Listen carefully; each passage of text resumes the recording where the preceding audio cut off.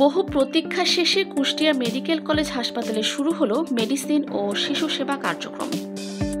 আনুষ্ঠানিক উদ্বোধনের মধ্য দিয়ে শুরু হলো কুষ্টিয়া মেডিকেল কলেজ হাসপাতালের আন্তঃবিভাগ। সোমবার 7 এপ্রিল বেলা 11টায় মেডিসিন ও শিশু বিভাগে রোগী ভর্তি কার্যক্রম শুরু হয়। ফিতা কেটে উদ্বোধন করেন স্বাস্থ্য অধিদপ্তরের অতিরিক্ত মহাপরিচালক মোহাম্মদ রেজওয়ানুর রহমান। এ সময় উপস্থিত ছিলেন কুষ্টিয়া মেডিকেল কলেজ হাসপাতালের পরিচালক ডাক্তার মোহাম্মদ আনোয়ারুল কবির, উপপরিচালক ডাক্তার এইচ.এম. আনোয়ারুল ইসলাম।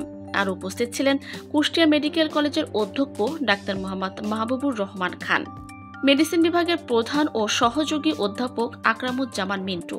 এ সময় আরও উপস্থিত ছিলেন বিএনপির নেতাকর্মীবৃন্দ। কুষ্টিয়া জেলা প্রতিনিধি রাশিদা খাতুনের দেয়া তথ্য মতে বিস্তারিত। আংশিকভাবে 2 বিভাগের ভর্তি কার্যক্রম শুরু হলেও আপাতত হাসপাতালের জরুরি বিভাগ চালু হচ্ছে না। অন্যান্য বিভাগগুলো কবে চালু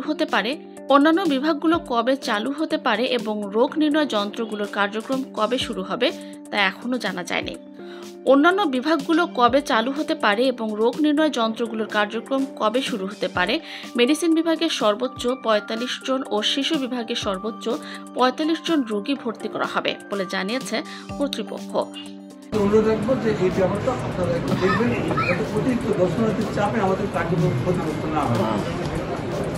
আর পরবর্তী পর্যায়ে আমরা গেট পাস চালু করবো যাতে করে এটা নিয়ন্ত্রণ করা যায়।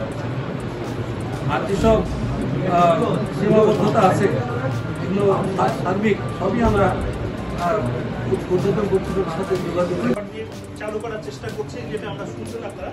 এখন যেহেতু আমাদের এখানে ইমার্জেন্সি সার্ভিস নাই, কাজে আমরা এখানে ইমার্জেন্সি কোনো রোগী এখানে ভর্তি করতে পারবো না। ওই হাসপাতালের যেসব যেগুলো রোগী আমরা এখানে ট্রান্সফার করার মতো মনে করছি, সেই রোগীগুলোকেই এখানে শুধু ট্রান্সফার করা হবে বেড অকুপেন্সি হিসাবে। আমাদের এখানে মেডিসিনের 45টা বেড, শিশুর 45টা বেড, পুরুষ এবং মহিলা আছে।